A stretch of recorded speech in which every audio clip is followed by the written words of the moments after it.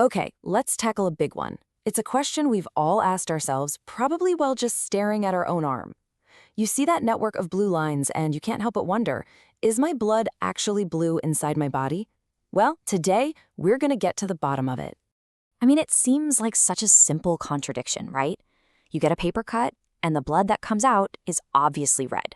But the veins carrying that exact same blood just beneath your skin look so blue. It's a puzzle that's been around for centuries, and trust me, it's led to some pretty fascinating myths along the way. So let's just get this out of the way right up front.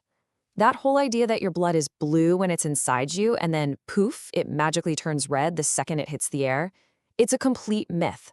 Your blood is red, always red.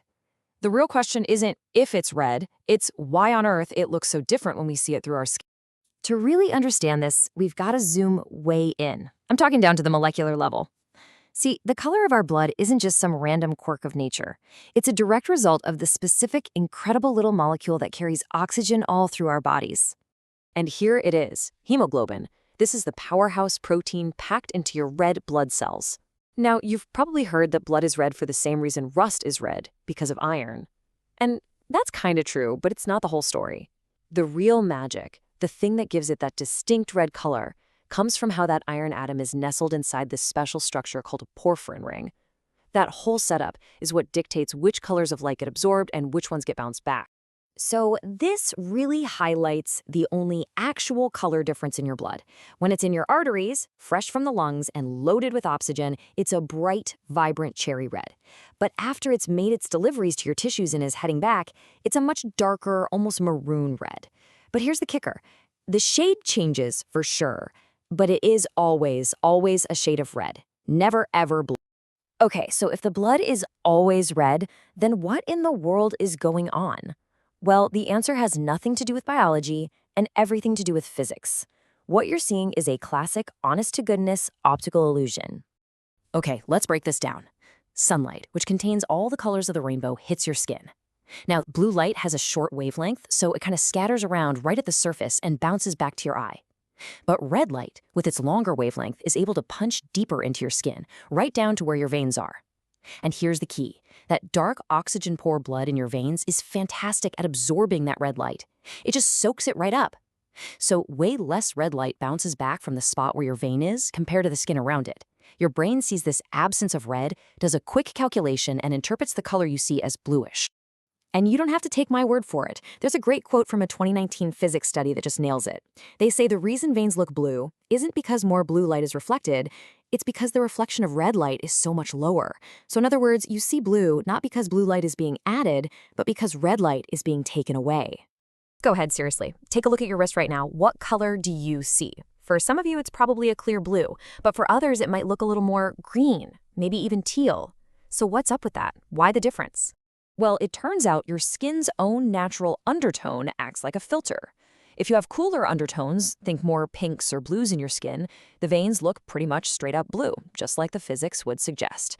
But if you have warmer undertones with more yellow or golden tints, that scattered blue light has to travel through that yellowish pigment to get to your eye. And what do you get when you mix blue and yellow? Green.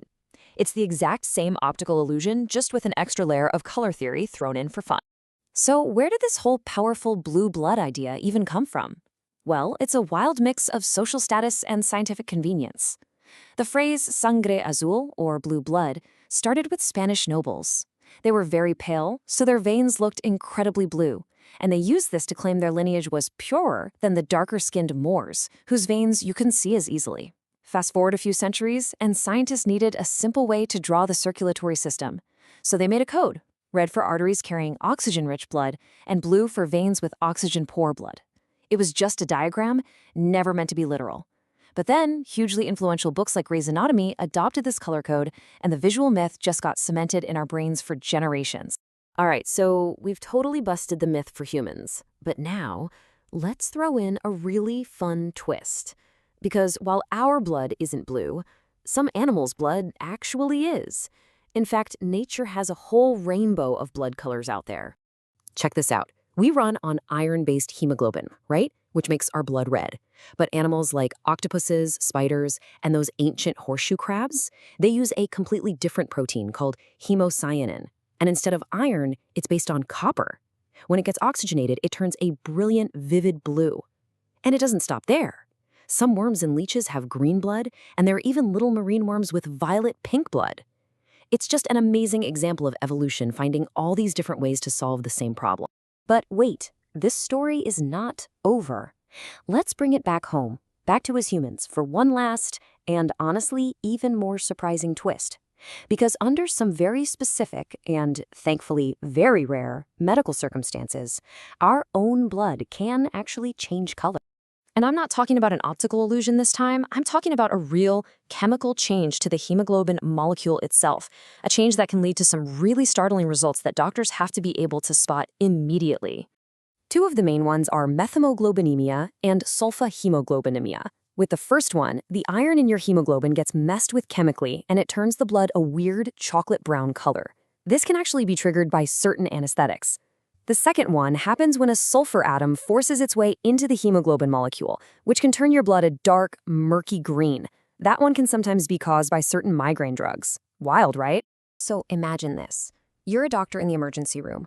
A patient comes in, they look bluish. You're worried about their oxygen levels. You clip a pulse oximeter on their finger, and you get this number, 85%. And no matter what you do, it just stays stuck right there at 85.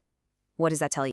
Well, it turns out that 85% is a classic diagnostic clue, a dead giveaway, really, for methemoglobinemia. That chocolate brown blood completely fools the red and infrared lights inside the pulse oximeter, making it get stuck on that specific false reading. Doctors call it a saturation gap, and it's a massive red flag, or I guess a brown one, that tells them exactly what they're dealing with. Wow, okay, we have covered a ton of ground here, from physics and light to social history to some seriously wild biology. So let's just tie it all together, shall we? So, what's the bottom line? First, your blood is red, period. It just comes in different shades. Second, those blue veins are purely a trick of the light, an illusion created by your skin and blood playing with physics. Third, the whole blue blood myth has this amazing history rooted in both classism and convenient medical diagrams. And while our blood stays red, the animal kingdom is filled with a true rainbow of alternatives. And finally, in some very rare cases, our own blood can change into shocking new colors, proving once again that reality is often way more interesting than fiction. And that kind of leaves us with one last thought. We just completely deconstructed something we literally see on our own bodies every single day. It really makes you wonder, doesn't it? What other obvious things that we take for granted, from the color of the sky to a simple reflection in a puddle, are really just a beautiful, complex illusion created by the physics of light? Something to think about. Thanks for tuning in.